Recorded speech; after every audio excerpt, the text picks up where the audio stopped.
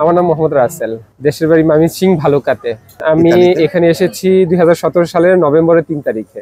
কিভাবে আসছিলেন? Visit visa নাকি? আমি ভিজিট ভিসাতে আসছিলাম। একদম সরাসরি রুমে আসছি। আচ্ছা, আসার পরে কিভাবে আপনি পলিটিক্যাল অ্যাজাইলামে কবে সিক করলেন?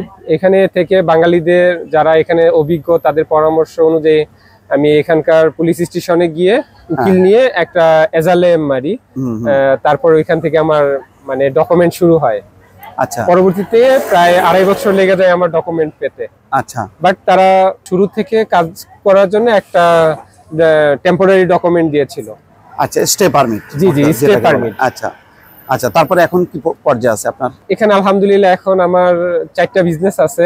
আচ্ছা, পরিশ্রম করে, যদিও বিজনেসগুলো ছোট ছোট, কিন্তু আমার 4টা বিজনেস আছে যেগুলোতে মোটামুটি আলহামদুলিল্লাহ ভালো চলে।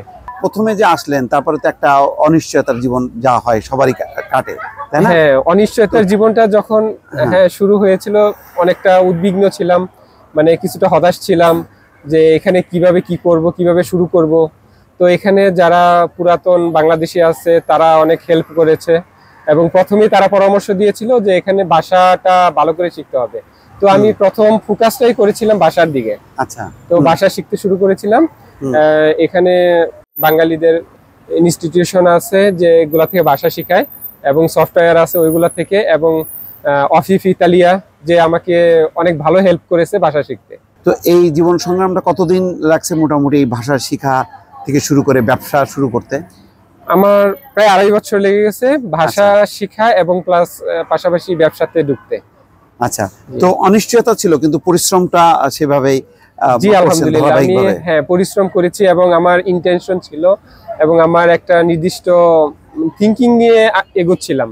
তো আলহামদুলিল্লাহ এখন আমি মোটামুটি আশাবাদী। আচ্ছা, তো এখন 3টা ব্যবসা, কি ধরনের ব্যবসা এখানে করছেন? আমার 4টা ব্যবসা অ্যাকচুয়ালি। এখানে 2টা হচ্ছে কার ওয়াশ।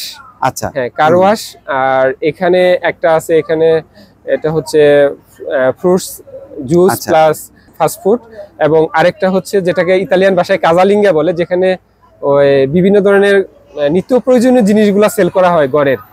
আচ্ছা, খাদ্য পণ্য ছাড়া। আচ্ছা আচ্ছা, তো এখন কি মনে হচ্ছে ইতালির জীবনটা এখন এখানে আপনি স্টার্ট করছেন? মানে এখানে কি বিয়ে শাদী করছেন বা না? আমি বিয়ে করেছি দেশে, এখনো আমার ওয়াইফকে নিয়ে আসতে পারি নাই, তো উনি স্টুডেন্ট। আচ্ছা, তো আশা করছি যে নেক্সট ইয়ার নিয়ে আসবো। আচ্ছা, তারপরে এখানে জীবনটা শুরু করবেন। তো এখন কেমন মনে হয় যদি মানে কম্পেয়ার করেন এখন তো আমার জন্য আলহামদুলিল্লাহ দেশের জীবন আর এটার জীবন কম্পেয়ার যদি করেন কেমন মনে হয়?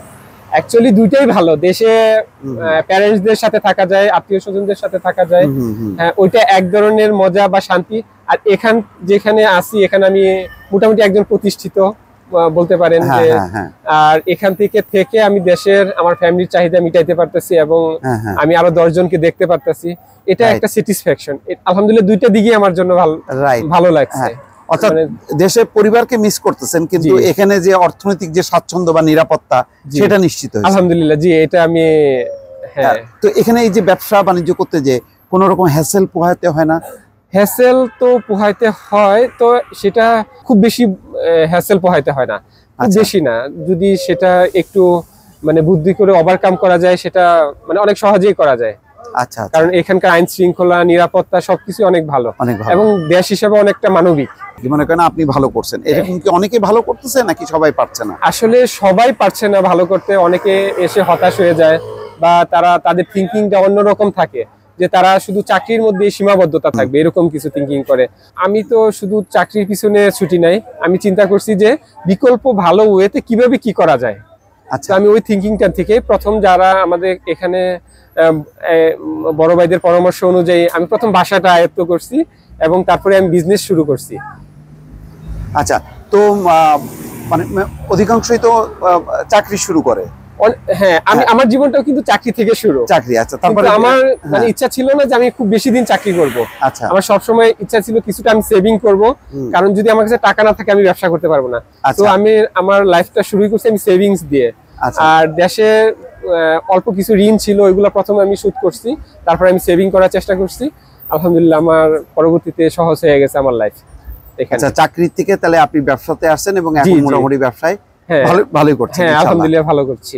আচ্ছা, তো আপনার মতন কি এরকম মানে আরো তরুণ আছে যারা এরকম ভাবে ভালো করছে? হ্যাঁ, এখানে অনেকেই আছে যারা 2 বছর 3 বছর বা 4 বছর পরে বিজনেস নিচ্ছে, ভালো করতেছে।